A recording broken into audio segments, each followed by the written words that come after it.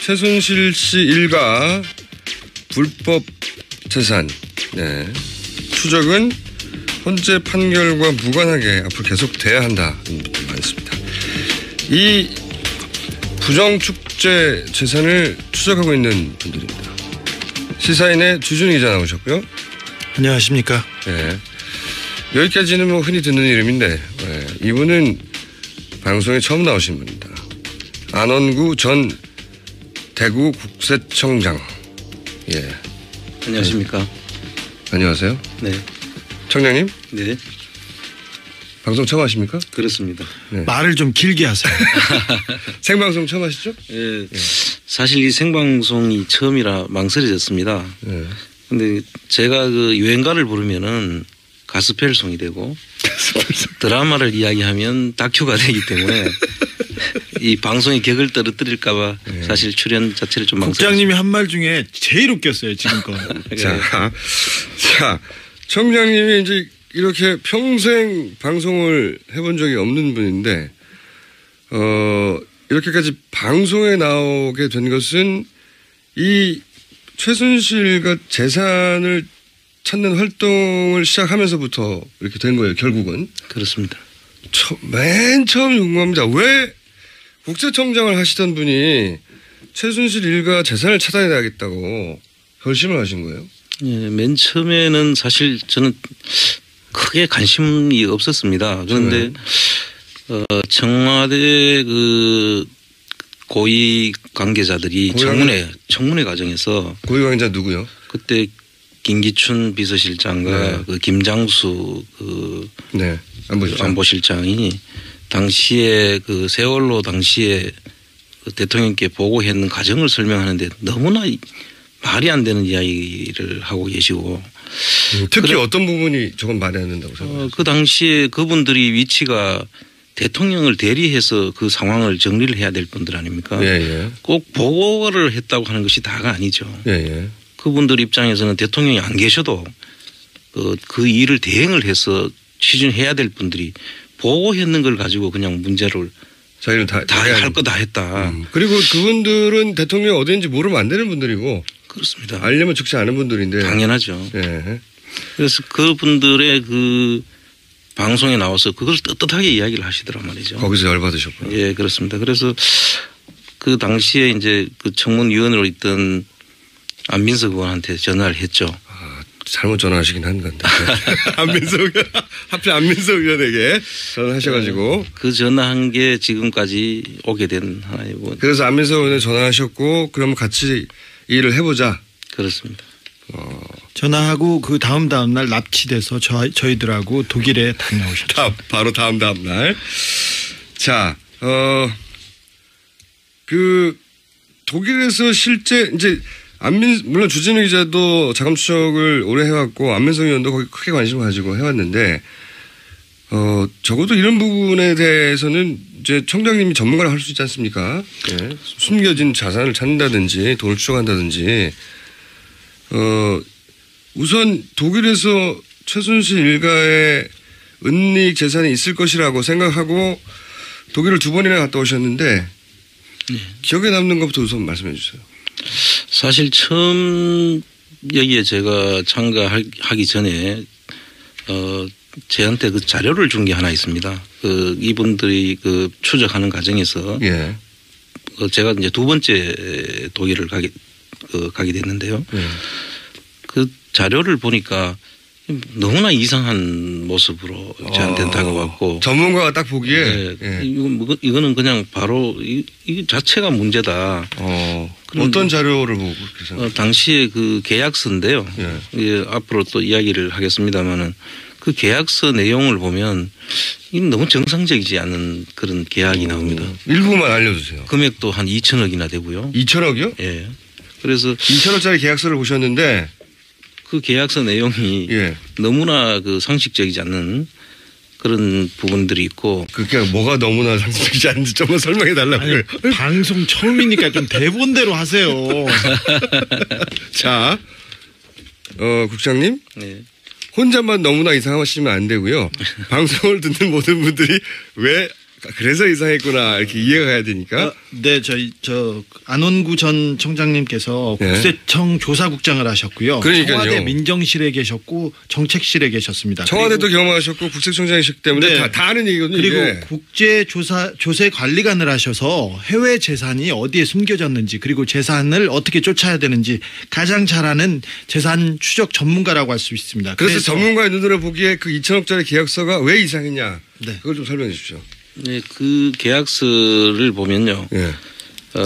우선 그 계약서에 그 최초에 그 3년간에 걸쳐서 2천억이 들어오는데요. 3년에 걸쳐서. 들어오고 그다음에 그 2천억이 나중에 다시 또 되돌려 줄 수 있는 겁니다. 그리고 그 재산이 2천억이라는 게 그분들이 가지고 있는 주식의 70%입니다.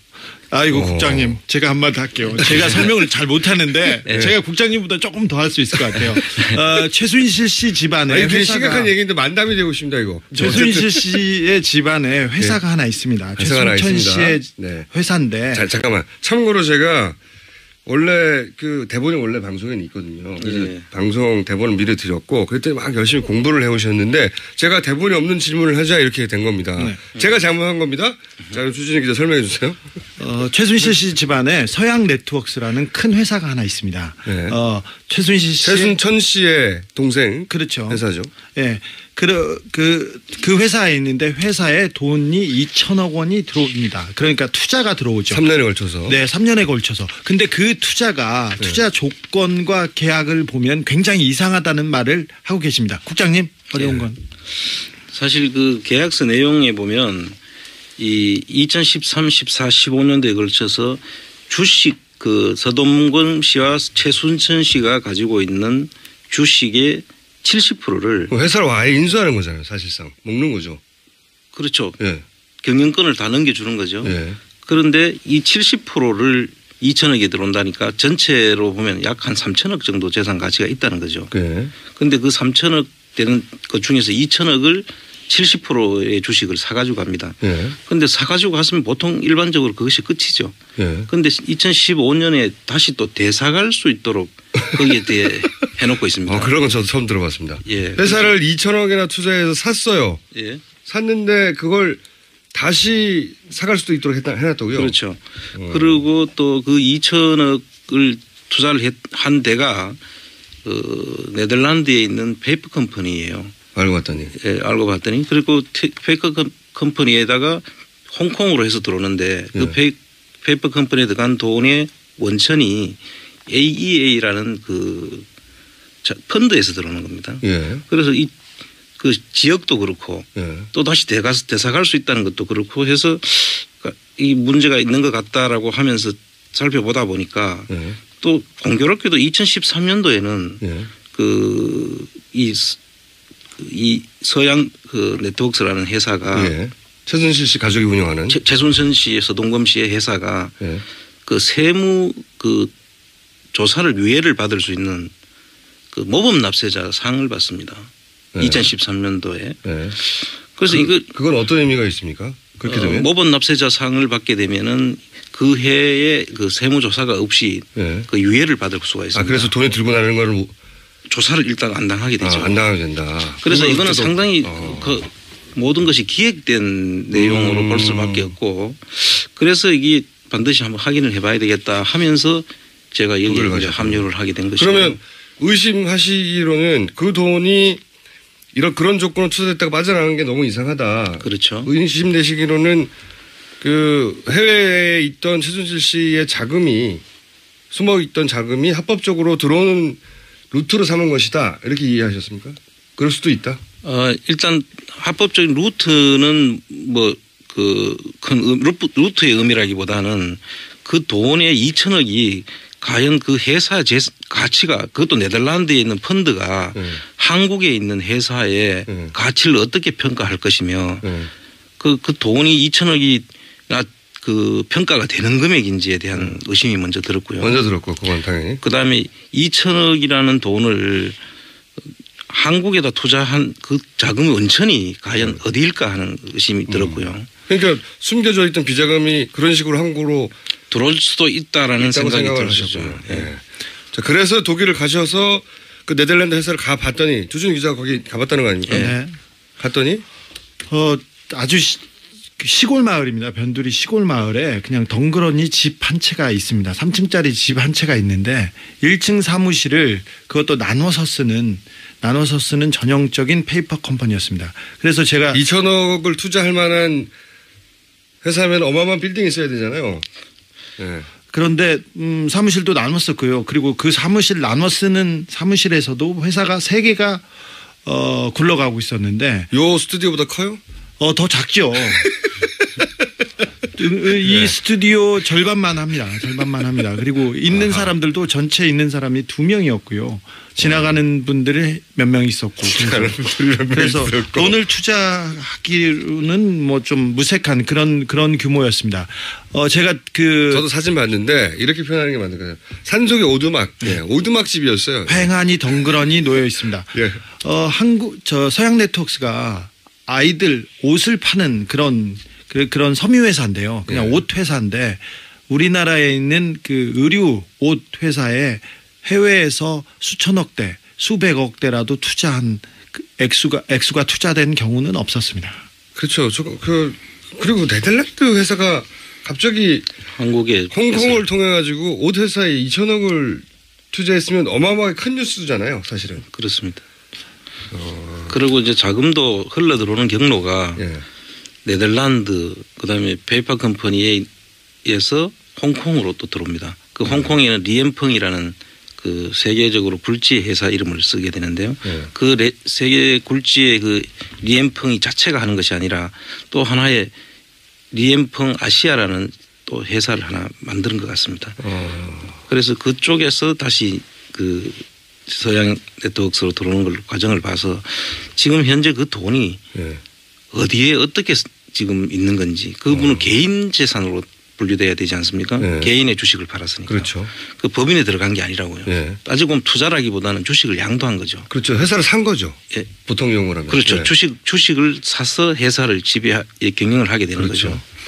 그렇다면 그 자산은 개인 명의로 지금 어디에 있을 텐데 회사에 들어가지 않았을 테고 그렇죠. 그 부분에 대한 추적도 필요하다고 봅니다. 사실 이런 경우라면 네덜란드에 있는 어떤 분이 한국에 있는 옷 만드는 회사를 2천억을 주고 사가지고 경영직을 인수한 거니까 거기는 지금 네덜란드 경영진이 쫙 깔려 있어야 돼요. 그렇죠. 일반적인 경우라면.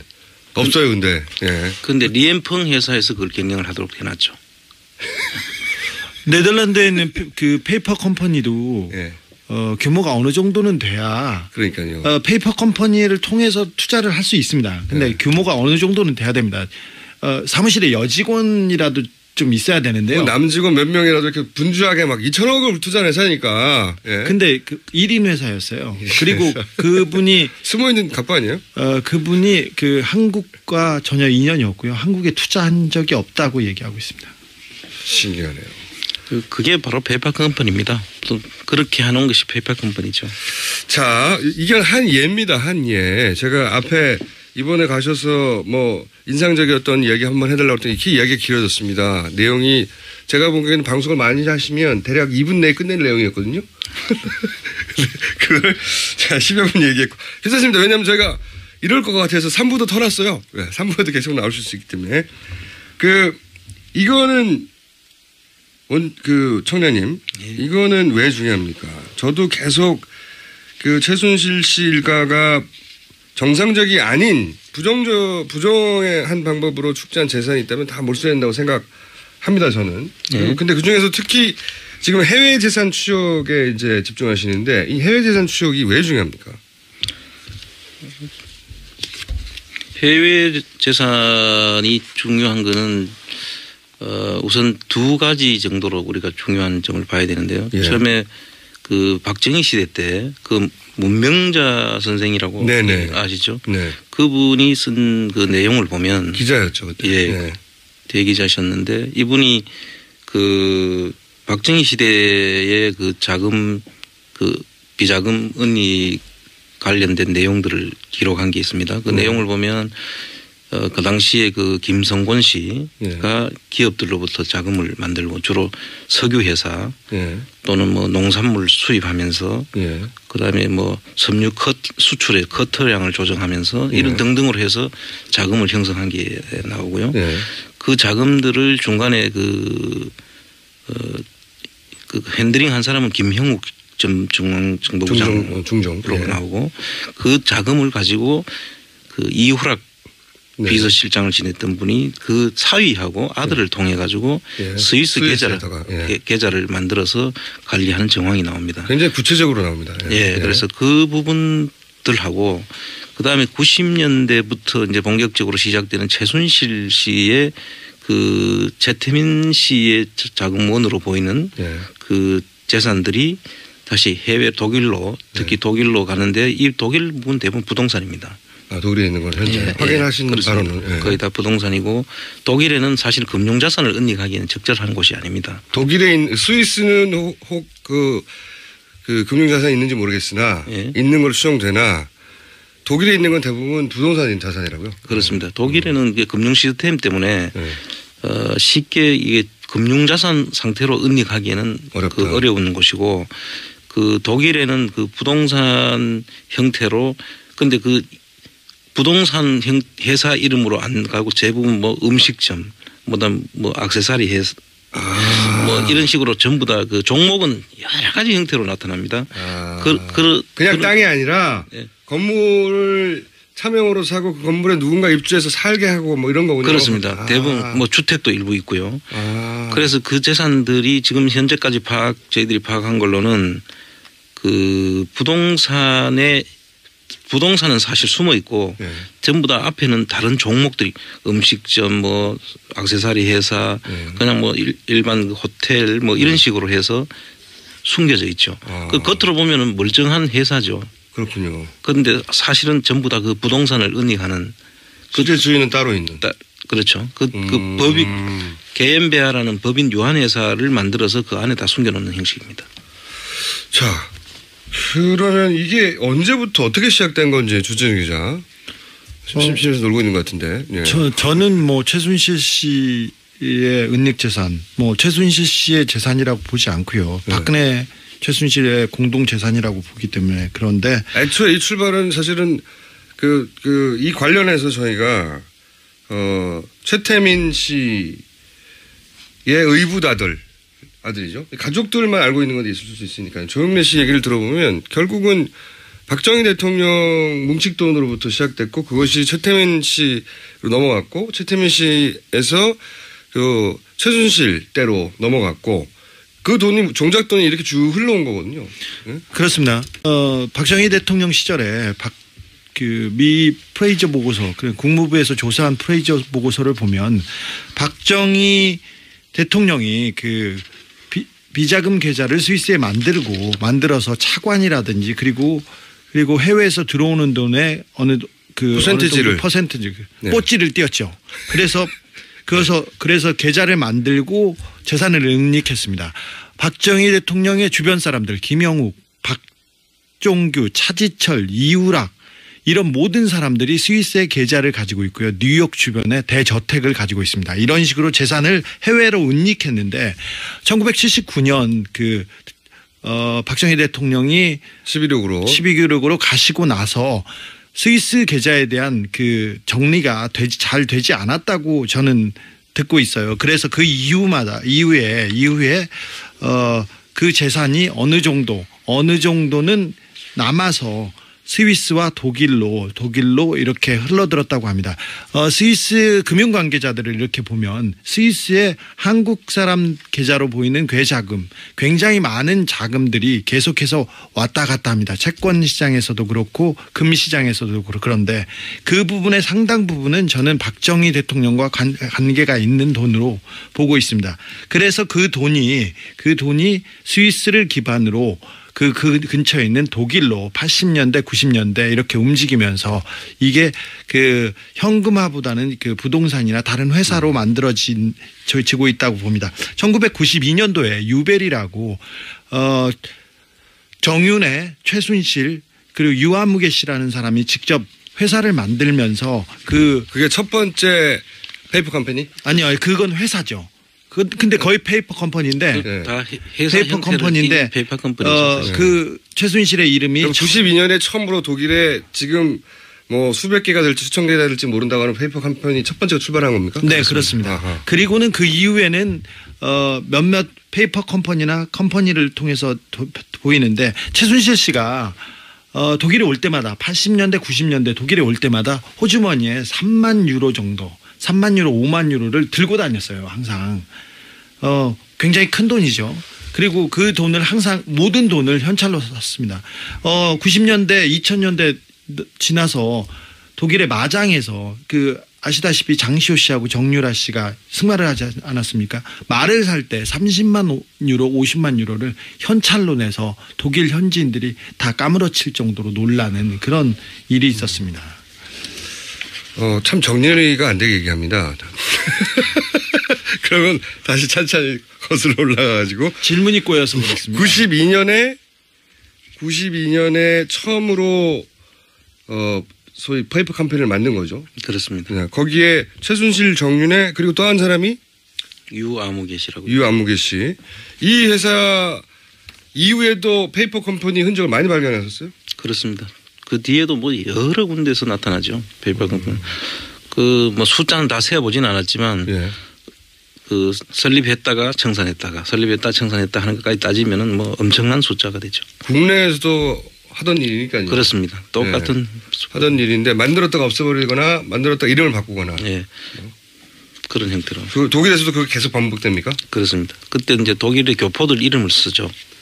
본인이 직접 등장할 수가 없으니까. 92년도에 처음에 등장을 했다가 예. 98년도에 없어진 다음부터는 예. 그 본인들 이름은 사라집니다. 예. 예. 그래서 그 뒤에는 아예 그분들의 이름은 등장을 하지 않고 그 뒤부터는 그 조력인들이 중심이 돼서 이루어지는 걸로 봐서는 일종의 점조직 같은. 그래서 사실 어떤 한 줄기 한 세 갈래 정도 줄기로 저희들이 보고 있는데요. 예. 그 줄기를 벗어나면 자기들끼리도 사실 잘 모르는 것 같아요. 그러면 세 가지 정도 줄기라는 건 어떤 줄기입니까? 어떤 특정 종교인 쪽 라인이 하나 있고 그다음에 이제 기업인들 그러니까 한독 경제인회를 중심으로 한 그 유명한 한독 경제인회 예. 쪽을 중심으로 한 라인이 하나 있고 그다음에 아까 지금까지는 아직 확정할 수는 없는데 유아무개 씨처럼 교민들을 중심으로 해서 물론 그 안에는 다 이렇게 교민들은 뭐 이름은 다 섞여 있습니다만 크게 한 세 갈래 정도로 봐야 되지 않을까. 종교 라인, 기업 라인, 교민 라인 세 가지 정도가 뒤섞여 있지만 크게 분류하자면 그렇게 카테고리가 나뉜다. 예. 카테고리를 나눌 수 있었다는 건 샘플들이 많이 있었다는 얘기네요. 그렇습니다. 자, 처음에 합류하셨을 때 오랜 시간 이 재산을 추적해왔던 주진우 기자나 안민석 의원이 이런저런 얘기를 막 했을 거 아닙니까? 이런 식으로 돈이 이제 해외로 빠져나갔다. 네. 전문가가 보시기에 처음에는 그럴 리가 없다고 생각하지 않으셨을까요? 네, 처음에는 저도 안 믿었죠. 독일에 같이 안 가시려고 하더라고요. 그럴 리가 없다고? 네. 저를 좀 소원하게 또 보고. 그랬었습니다, 사실. 네. 근데 이제 처음에는 믿을 수가 없었죠. 지금도 아마 우리 국민들이 대부분 처음에 그렇게 믿고 있을 겁니다. 저하고 똑같이. 그런데 그 당시에 반신반의하면서 거의 사실 아까 주 기자가 말씀하셨지만은 끌려가셨어요. 끌려가다시피 갔죠. 그런데 가서 확인하면서 이거는 정말로 이거는 내가 해야 될 일이다. 또 이거를 확인하지 않으면 안 되겠다. 네. 정말 확인하면 할수록 하나의 암덩어리처럼 엄청나게 큰 뭔가 있다. 그래서 사실 지금은 제 일처럼 돼버렸죠. 그래서 처음에 그 생각들이 많이 바뀐 겁니다, 지금. 저희가 독일 취재 갈 때마다 생각하는데 프랑크푸르트는 거대한 순실의 왕국 같아요. 공항에 내리지 않습니까? 그러면 최순실 씨 집안의 보모조차도 VVIP 대접을 받았어요. 그 항공사와 영사관과 모든 데서 도움을 받았고요. 그리고 은행, 그 다음에 다른 한인 단체들, 종교 단체들이 최순실 가를 위해서 유기적으로 움직이는 게 지금도 보입니다. 근데 이제 그 얘기를 처음에 들으실 때는 설마 그럴까 싶었는데 가서 이제 본인으로 직접 확인하고 서류들을 보고 기타 확인을 해 가는 과정에서 맞구나 하고 이제 생각을 하셨군요. 그렇죠. 하나하나가 다 처음에는 반신반의했던 것이 직접 그 증인들을 통해서 증언을 듣고 또 서류를 보고 직접 현장도 가보고 저희들이 지금 할 수 있는 건 지금 다른 방법은 없습니다. 서류를 뭐 우리가 수사권이 있거나 조사권이 있는 상태가 아니기 때문에 그분들 말을 듣고 이제 크로스 체크를 하고 이렇게 이제 현장도 직접 가서 보고 이랬는데 거기 페이퍼 컴퍼니에 있다고 하면 거기 가서 진짜 페이퍼 컴퍼니인지 아닌지 가늠해 보고 가보고 거기에 있는 사람들을 만나서 대화도 해보고 그걸 정말 발로 뛰고 만나고 현장에서 전부 다 지금 저희들이 확인을 하고 있죠. 그래서 그 상태를 보면 볼수록 처음에는 긴가민가 했던 이야기들이 희한하게 전부 다 하나씩 딱딱 맞아 떨어지는 겁니다. 그래서 이게 뭐지 하는 지금 정말 뭐 홀린 것처럼 그냥 단순하게 듣던 이야기인데 가서 그럴 일 없어 하다가 정말 그렇게까지 했을까 했는데 가서 들어보면 그게 다 현실로 나타나니까 충격이셨겠어요 처음에. 상당히 충격이었죠. 그리고 지금은 이제 그 거대한 암덩어리 내가 제거해야 되겠다 이렇게 생각하시는 거예요? 그렇습니다. 거대한 암덩어리. 자 그러면 이번에 간 그 독일에 간 그 성과는 뭡니까 주진우 기자? 이번에 갔을 때는 최순실 씨가 독일에 정착하는 처음에 초기에 어떻게 최순실 씨가 독일 사회에 들어가서 그 인연을 맺고 그 다음에 어떤 기반으로 사업을 시작했는지 그런 부분을 확인했습니다. 80년대에 임정평 교수라고 법대 교수라고 합니다. 그 교수의 소개로 최순실 씨가 독일에 있는 교민 회장 그 다음에 그리고 그 기둥 역할을 하는 그런 분들 2-3명하고 인연을 맺습니다. 그리고는 같이 어울려 다니면서 그 재산에 관련된 회사를 만들고 그다음에 일을 하기 시작합니다. 독일에 오랫동안 이제 기반하고 있던 교민들하고 이제 결합하는 과정이 초기에 있었던 거군요. 네. 처음에 최순실 씨는 그 3스타의 딸이라고 소개를 받았어요. 본인을. 네. 그래서 독일로 유학을 온다고 그래서 소개를 받았답니다. 교민들은. 그런데 아무리 봐도 공부하기는 안 생겼고 와서 공부는 안 하고 주로 쇼핑하고 그리고 다른 일들을 보러 다녔답니다. 초반에는. 네. 유학생 아닌 특이한 일들을 많이 벌였답니다. 그러다가 이제 이 본인의 재산을 독일로 옮기는 걸 도와주는 사람들하고 결합되기 시작한 거군요. 그렇습니다. 네. 그래서 그러면 이번에 가서는 초반에 그 일을 도와준 사람들의 증언을 들으신 거예요? 네. 그런 분들 서너 명을 만났습니다. 내가 이런 식으로 도와줬다. 네네. 같이 회사를 만들었고 그다음에 정윤회 최순실 씨와 어떻게 어울렸으며 어떤 한 분은 정윤회 최순실 씨의 결혼식에 참석했다는 분도 있었습니다. 굉장히 구체적인 증언을 들으셨네요. 그리고 정유라의 처음에 임신하기 위해서 그 노력했던 부분들과 또 사적인 관계까지 그리고 정유라가 최순실 씨하고 이제 같이 왔을 때 자기가 맡아서 케어했다는 이야기 뭐 그런 이야기들이 그 쭉 요번에 상당히 대단히 구체적으로 들을 수 있었습니다. 초반에 그러면 맺어진 인연으로 그 인연이 끝난 건가요? 아니면 지금도 이어지는 건가요? 지금도 이어지고 있고요. 어떤 분은 대를 이어서 최순실 씨의 그 재산을 위해서 재산을 관리하거나 아니면 대를 이었다는 건 처음에 만났을 때는 아버지 때를 만났고 지금은 그 아들이 그런 일을 한다는 건가요? 최근에 정유라 씨의 그 보호자 그리고 뭐 도피를 도와주고 있다고 지목된 데이비드 윤이라는 분이 있지 않습니까? 그분의 아버지와 그 최순실 씨가 굉장히 가까운 사이였습니다. 초반에는 그분이 박 대통령이 삼촌이라고 불렀다고 하고 그렇죠. 최순실 씨는 오빠라고 불렀었는데요. 그분은 한국 그 파독 광부셨고 예. 제독 동포의 대부 같은 분이세요. 예. 그 성격도 호방하시고 그리고 인맥도 넓고 저 한국에 있는 정관계하고도 굉장히 넓은 인맥을 과시합니다. 그리고는 뭐 이분이 많이 베푸셔서 지금도 주변에 사람이 많이 따릅니다. 근데 그분을 만나서 초기에 최순실 씨를 도와줬던 그분을 만나서 그분을 통해서 직접 들으신 얘기예요? 네, 그렇습니다. 처음에 이런 식으로 정착을 했다. 네. 그리고 이런 식으로 재산을 부동산으로 바꿨다. 초반의 방식이 거기서 나온 거네, 그러면? 부동산으로 돈을 어떻게 은닉했다 이런 얘기는 안 하셨고요. 처음에는 때리려고 그랬어요, 저희를. 근데 그 이후에 얘기를 하면서 사적인 최순실과의 관계, 그다음 그 이후에 이어져 왔던 이야기들을 계속 하시기 시작하셨습니다. 그러면 그 아들 때인 데이비드 유는 어떤 역할을 했는지 구체적으로 나옵니까? 이번에 그 편지도 나왔던데?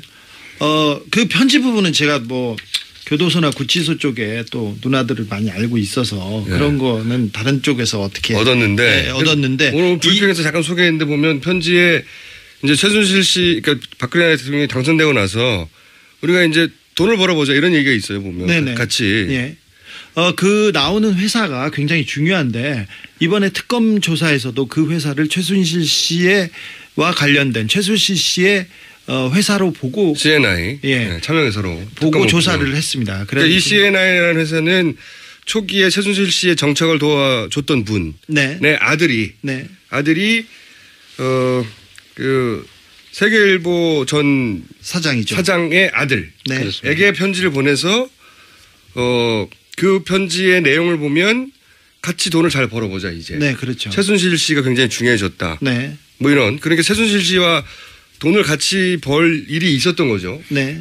그 사이드에서. 예, 그래서 그 CNI라는 회사를 통해서 우리가 어떻게 집중하면 우리의 꿈이 이루어질 거야 이런 얘기인데 그 회사가 그 세계일보 전 사장이 만들었다고 그분은 얘기하고 있습니다. 자기와 자기 주변 사람이 5억을 내서 투자회사를 만들었다고 합니다. 종교재단 지도자인데. 네. 근데 투자회사를 만들었고 데이비드 윤하고는 전혀 관계가 없다고 얘기를 하고 있으나 데이비드 윤은 이미 뭐 5년 전에 자기가 편지에서 이 회사가 중요해질 거야. 그리고 최순실 씨하고 같이 해서 뭐 꿈을 이룰 거야. 이런 얘기를 돈을 많이 벌어보자는 얘기 계속 나와요. 심지어는 그 사람들이 우리는 드림팀이야 이렇게 하고 있죠. 드림팀이야.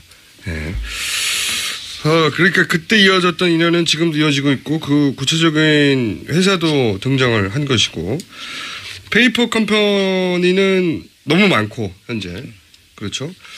그리고 또 한 가지 갈래 아까 이제 종교계, 기업계, 교민 이렇게 세 갈래로 도움을 얻었고 그렇게 그 도움을 얻어서 그분들 이름이나 관계자 이름으로 다 페이퍼 컴퍼니 만들어져 있다. 그래서 이분들 이름만 따져가지고는 이게 페이퍼 컴퍼니인지 아닌지 최순실 자산인지 아닌지 알 수가 없는데 히스토리로 거슬러 올라가 보면 그렇다는 거죠. 네, 출발이. 또 한 가지 덩어리가 이게 있지 않습니까?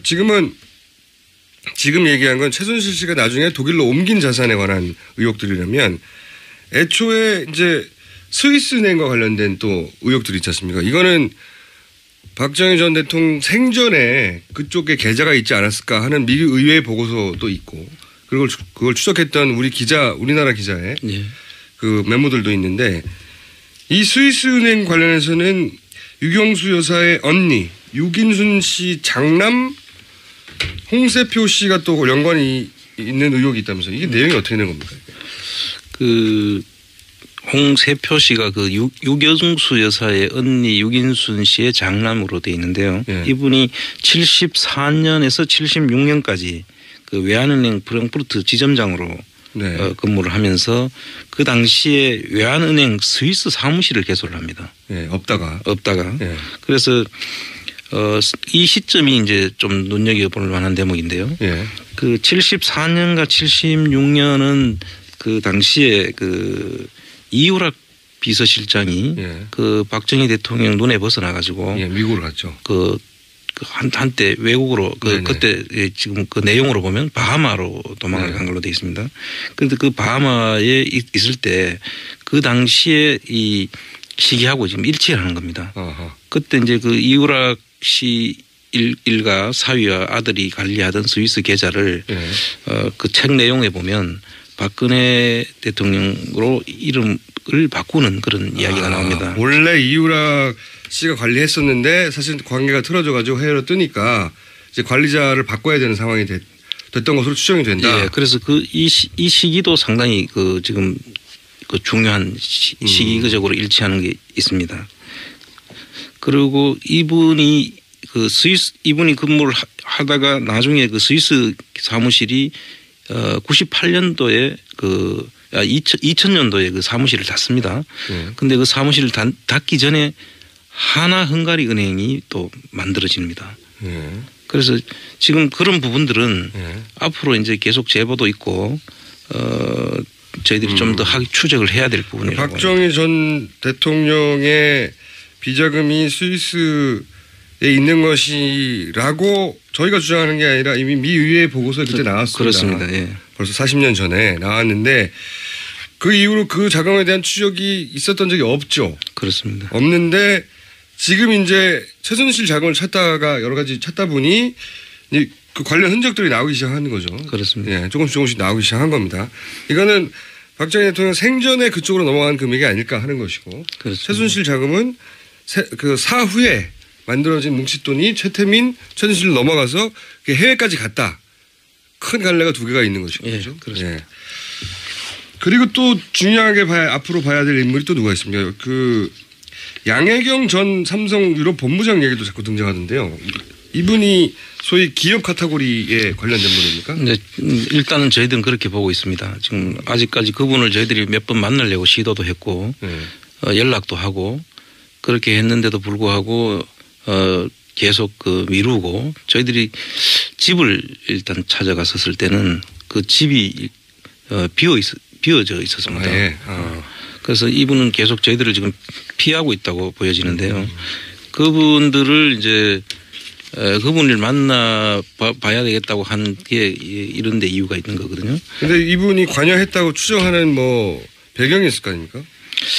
근데 일단 삼성이 독일에서 정유라 최순실 씨의 딜을 다 봐줬고요. 그리고 양혜경 씨의 인맥들이 주요 자리로 다 포진합니다. 미얀마 대사로 간 그 분도 양혜경 씨의 부하였고요. 그다음에 포스코 권어준 회장 이번에 다시 이 탄핵 와중에도 재신임이 돼가지고 그 임기를 이어간다는데 이분도 그 양혜경 사장과 막역한 그 제독 그 경제인의 소속 사람들입니다. 다 연결되네요. 네. 그리고 하나은행의 이상화 지점장 있지 않습니까? 계속 문제가 되는. 네. 대통령이 그렇게 승진을 시키라고 몇 단계를 그냥 띄어서 승진을 시키라고 했던 사람도 그 양혜경의 학교 후배고 그 단체에서 그 막내 일을 하던 사람들입니다. 그래서 양혜경 사람들이 주로 최순실가에서 그리고 박근혜 정권에서 중요 자리에 포진합니다.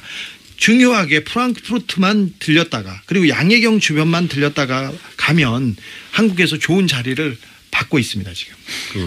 지금 그 한독 경제인회는 이분이 만드셨고요. 아예 양혜경 씨가 만드셨고. 또 여기서 이 미얀마 대사도 배출됐고 뭐 많이 배출됐죠. 그렇습니다. 지금 코이카 이사장도 배출됐고 여기에 언급 안 된 한 열 몇 분이 지금 주요 보직에 가 있더라고요. 그러니까 찾아보시니까. 네. 그래서 이분들이 그냥 된 것이 아니다 그런 생각이 들고 또 고대 교우회장을 지내신 분이 그 홍세표 씨예요. 앞에서 말하는. 유럽. 스위스 사무실을 개소했던 분. 그분의 그 고대 교우회장을 하실 때 양혜경 씨가 또 고대 교우회의 간사를 맡으셨어요.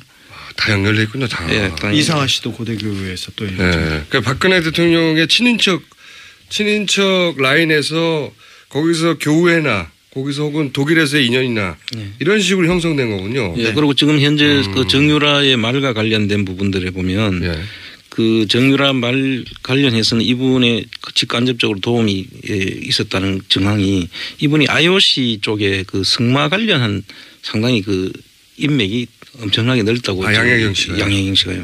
그래서 아마 승마 관련한 일들의 대부분이 이분의 그 커넥션이나 도움이 있었지 않을까. 그런 추정들이 있다. 예. 그런데 그래서 한번 확인해 보려고 만나고 싶었으나 만날 수는 없었다. 여러 차례 시도했으나. 그렇습니다. 그런데 독일에서 저희가 취재를 하면서 계속해서 양혜경 씨의 이름이 나옵니다. 그래서 한 축의 정점에는 양혜경 씨가 있는 것이 아닌가. 네. 예. 네, 그런데 그 저희는 양혜경 씨를 또 거슬러 올라가 보면 유경수 여사의 언니의 장남 홍세표 씨하고도 관련이 있다는 거죠. 예, 네. 그 고대 교유에 굉장히 오래 올라가야 되나요? 이걸 파악해 보려면. 네, 그렇습니다. 이상화 씨는 그 하나 더 짚고 이상화 넘어가야 씨는 되는데. 참고로 이름이 너무 많이 등장하니까 잠깐 정리하면 정윤아 씨가 그 독일로 갈 때 정착할 때 그 현지 그때는 외환은행이었죠. 외환은행에서 그 무역회사나 받는 신용장을 받아가지고 대출을 하게 해준 분입니다. 그렇습니다. 그리고 국내에 돌아와서는 3번에 걸친 대통령을 통한 인사청탁을 통해서 결국은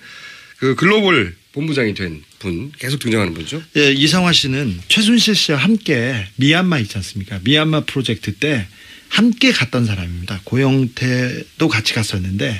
하나은행하고 이상화 씨하고 무슨 상관이죠? 이제 제 말 하나은행하고 미얀마하고 상관이 있었나요? 상관이 없었죠. 그런데 이제 이런 그 땅을 사고 거기에 뭐 프로젝트 파이낸싱을 하고 거기에 사업을 펼치려면 미얀마에 예, 누군가 하나가 가져야 되는데 금융을 잘 아는 그렇죠. 이 그 금고지기 자금지기 역할을 이상화 씨가 할 것으로 추정이 된다. 네네 할 것으로 그 역할을 가지고 갔겠죠 미얀마에. 그리고 글로벌 아직은 확인이 안 돼서 추정이라고 하죠. 그리고 글로벌 본부장에 계속 그 자리를 달라고 최순실 씨가 계속 요청을 했던 겁니다.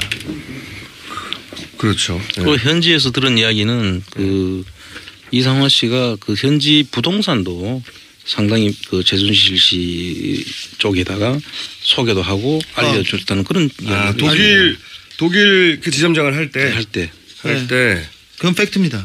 부동산을 많이 연결해주고 많이 소개해주고 그랬어요. 최순실 씨가 독일에서 돈 문제를 해결하는데 큰 도움을 준 사람이군요. 네, 그렇습니다. 네. 그리고 국내 와서는 글로벌 영업 본부장이 됐고 그 최순 인사청탁을 통해서 자리를 만들어서 줬죠. 예, 그게 이제 안정범 그 수석의 다이어리에 나온 내용이고. 네. 저희가 사실은 오늘은 처음 모신 거라서 좀 두섭긴 합니다만은 한번 총 정리를 제가 해드릴게요 나중에.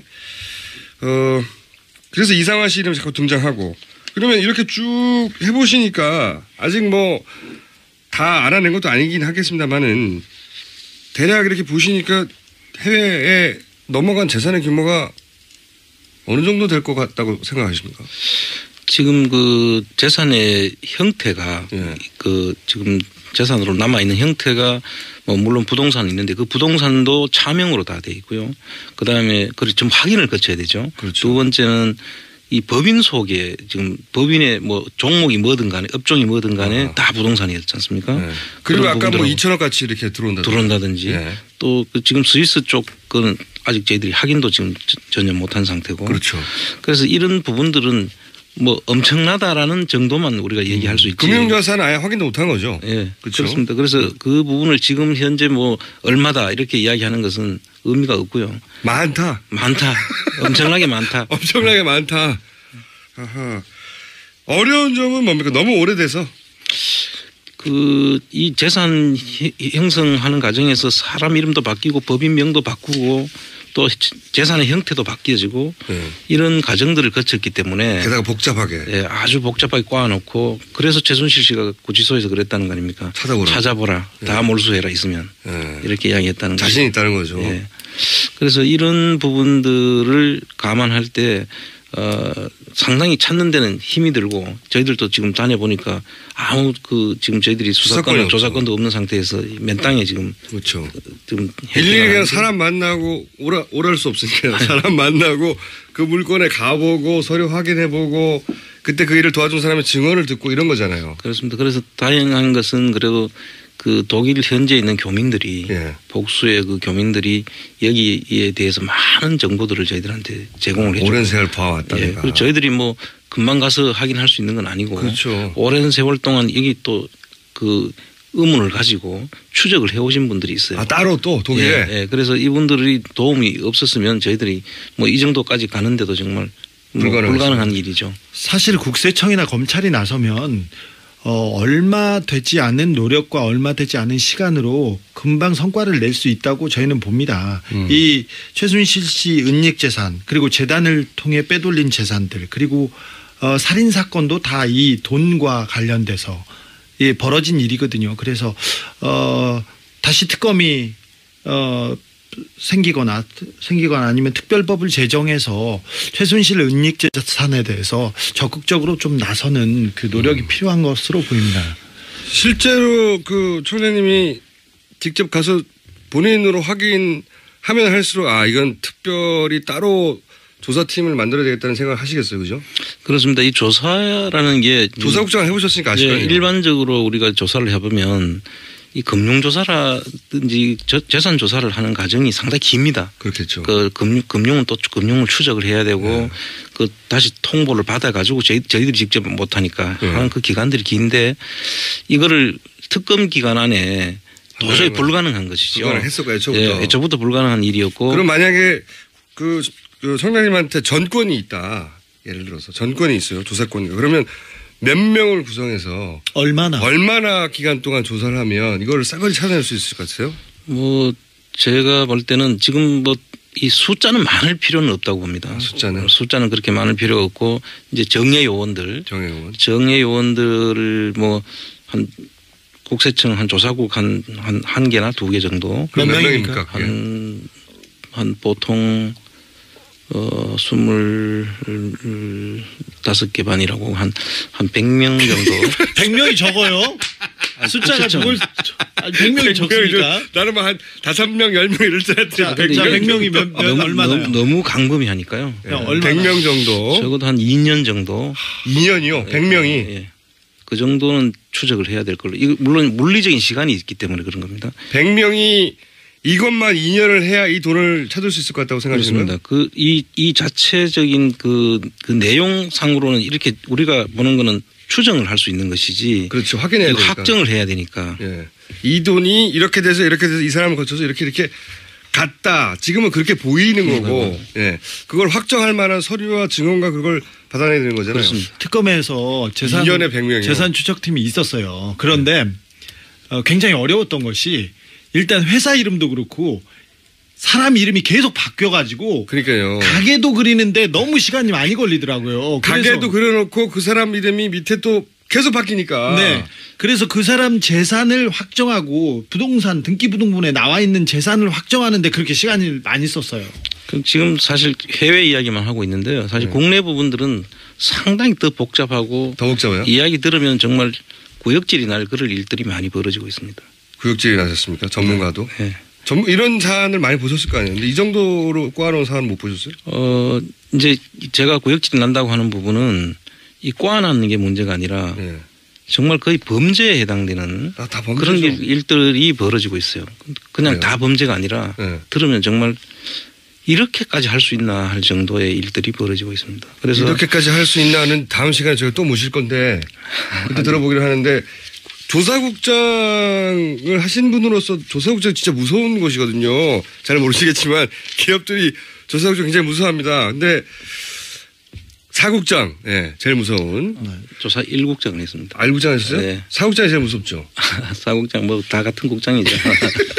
근데 또 그러면 그 중에서 직접 최순실 관련된 거 들여다보다가 이렇게까지 했나 싶은 게 있어요?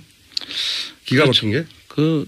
제가 지금 여기서 말씀드리기는 그렇고요. 다음 시간에 말씀하시면 됩니다. 다음에 한번 기회 되면 제가 다시 말씀을 드릴게요. 기회를 저희가 여러 번 만들게요. 이 내용을 보면 정말 저희들이 그 신문에서 사건 사고에 나오는 정도의 그런 일들이 이분들이 연관되어 있는 것으로 보이는 그런 정황들이 많이 있어요.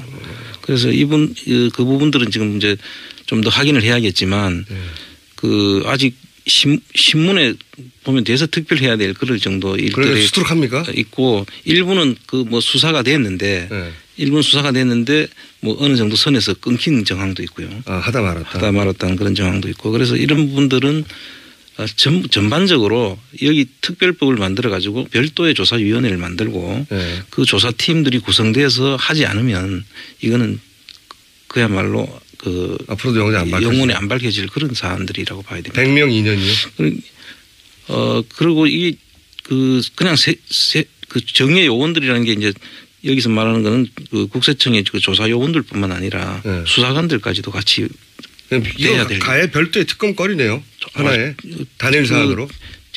훨씬 지금 앞에서 한 특검보다는 훨씬 더 큰 사실은 이게 모든 사건에는 돈이 있지 않습니까? 돈이 핵심이죠. 핵심이죠. 그래서 그 돈에 따라가다 보면 이 사건의 본질이 다 드러날 것 같아요. 그래서 저는 뭐 사실 그 다른 부분들 앞에서 이야기한 부분들은 큰 관심이 없었는데 그게 다 나중에 다 돈으로 다 한 가지로 연결이 되지 않습니까? 그렇죠. 이게 국정농단이 아니라 그야말로 돈 때문에 일어난 사건이에요. 그렇게 봐야 되는 거죠. 와닿습니다. 네. 국정을 농단하려고 한 게 아니라 돈을 땡기려고 하다 보니까 거기 걸리적거리는 것들을 다 치우고 그죠? 자기한테 미리 정지 작업을 하고요. 네. 그 돈을 벌기 위해서 필요한 모든 일을 하다 보니 그게 국정농단이 된 거예요. 확 와닿습니다. 자, 오늘은 맛백입니다. 그러나 맷백이고요. 저희는 설사 그런 일은 없어야 되겠지만 설사 개인적으로는 절대 그래서는 안 된다고 생각하나 설사 기각이 되더라도 이 사안은 안원구 대구지방국세청장 사실 안원구 국세청장님은 국세청장 1순위였어요. 네, 1순위였는데 네. 어떻게 하다가 이명박 대통령한테 밑보여가지고 감옥 갔다 오신 분입니다. 그 얘기는 언제 할 기회가 있겠죠. 2년 갔다 오셨나요? 그렇습니다. 네. 오래 갔다 오셨어요. 자, 오늘은 맛백이고 기각이 되든 인용이 되든 저는 안원구 국세청장님과 함께 앞으로 이 재산 찾아가는 과정 코너로 아예 만들까 생각 중이고요. 다시 모시겠습니다. 오늘 첫 방송 어떠셨어요? 소감이? 제가 하면은 전부 다 다큐가 돼가지고 사실 이 방송에 격을 떨어뜨릴까봐 제가 상당히 걱정을 했었습니다. 격이 별로 격이 없어요. 없어요. 저희가. 오늘 여기까지 하겠습니다. 시사인의 주준희 기자 그리고 안원구입니다. 안원구 전 대구지방국세청장님이었습니다. 감사합니다. 에 있던 최순실 씨의 자금이 숨어있던 자금이 합법적으로 들어오는 루트로 삼은 것이다. 이렇게 이해하셨습니까? 그럴 수도 있다.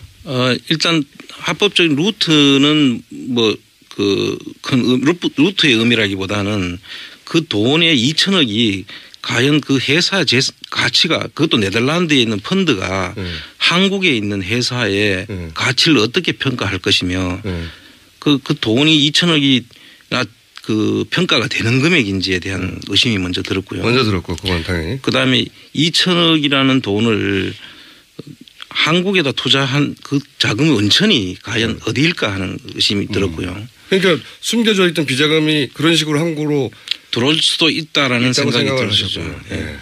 자, 그래서 독일을 가셔서 그 네덜란드 회사를 가봤더니 주준 기자가 거기 가봤다는 거 아닙니까? 네.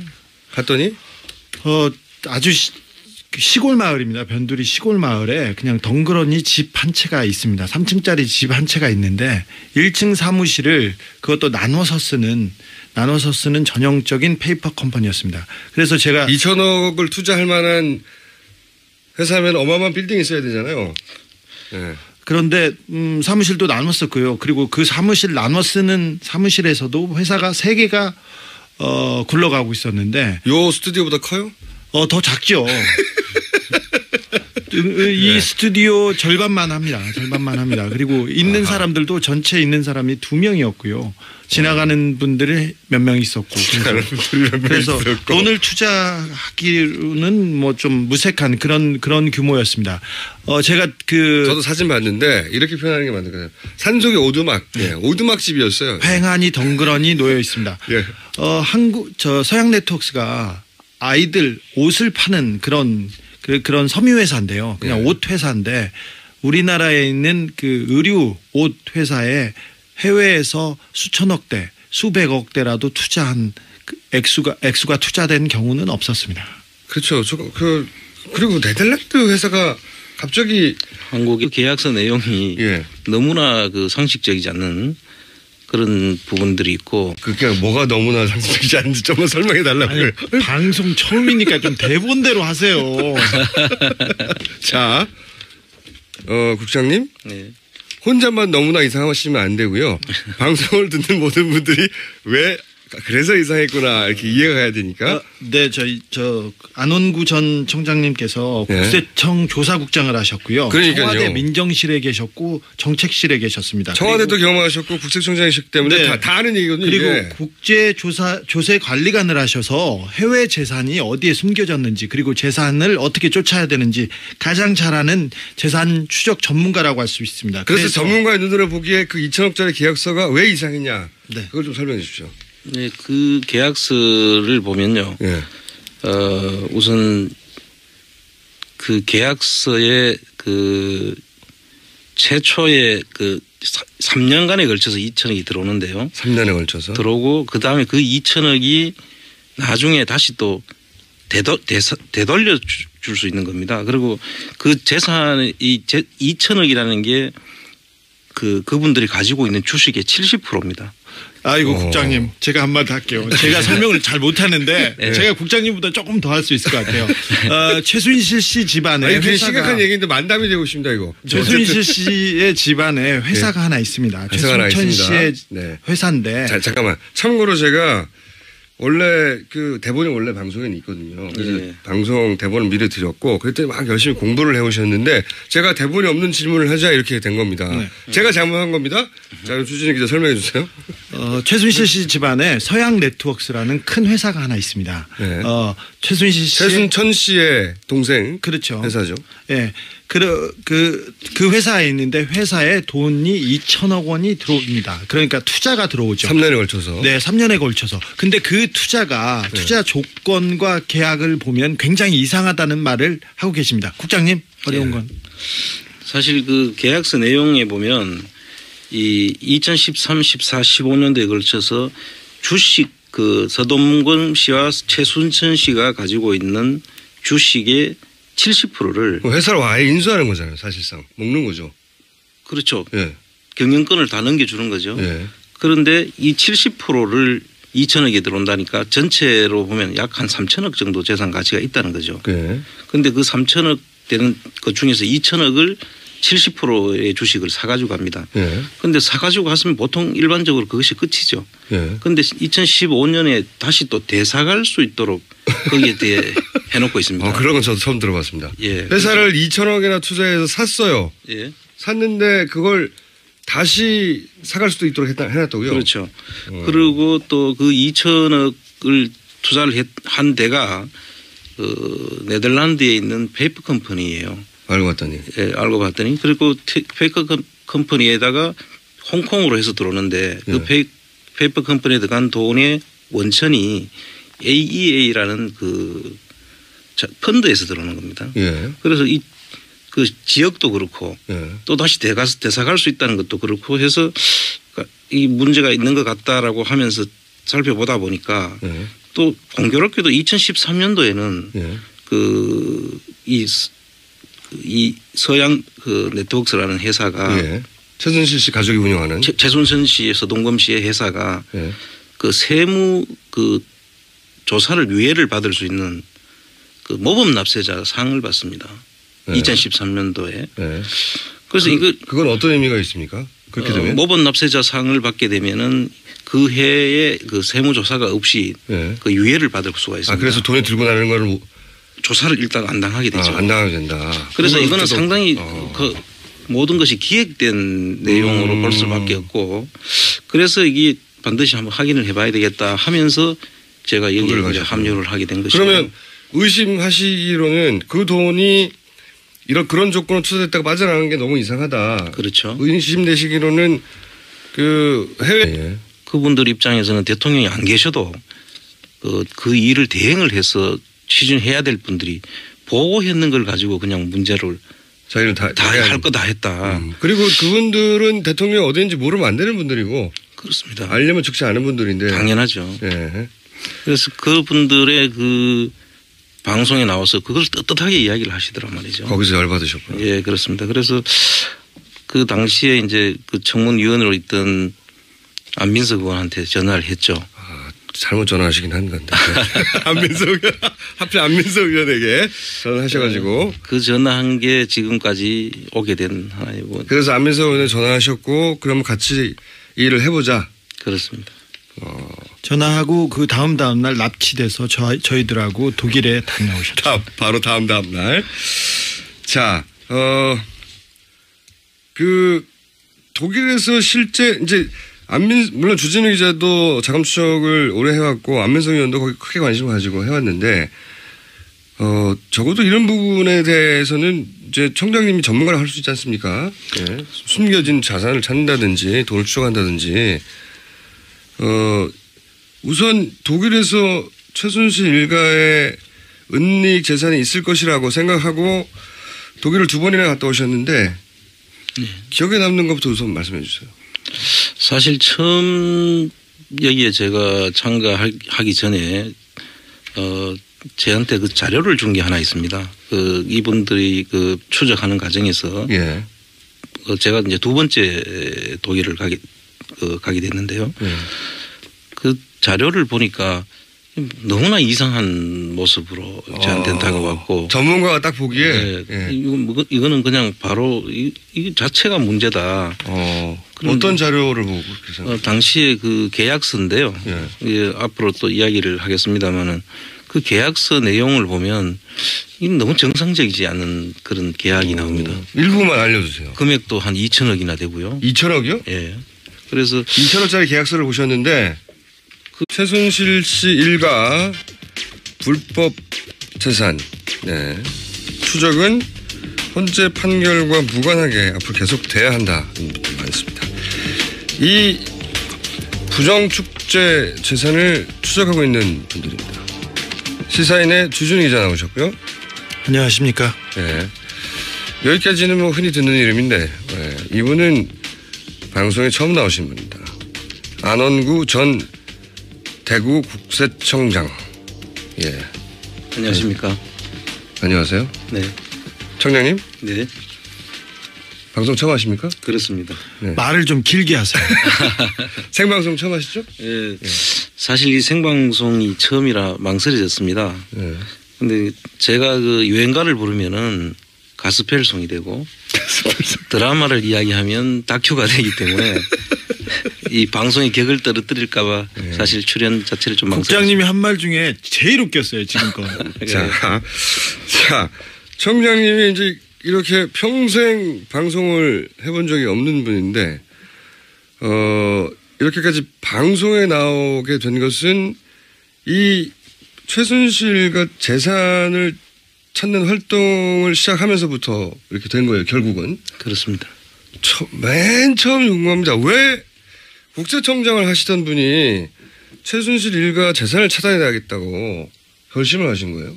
예, 맨 처음에는 사실 저는 크게 관심이 없었습니다. 그런데 청와대 그 고위 관계자들이 청문회 과정에서 고위 관계자 누구요? 그때 김기춘 비서실장과 그 김장수 안보실장이 당시에 그 세월호 당시에 그 대통령께 보고했는 과정을 설명하는데 너무나 말이 안 되는 이야기를 하고 계시고 특히 어떤 부분이 저건 말이 안 된다고 생각하세요? 그 당시에 그분들이 위치가 대통령을 대리해서 그 상황을 정리를 해야 될 분들 아닙니까?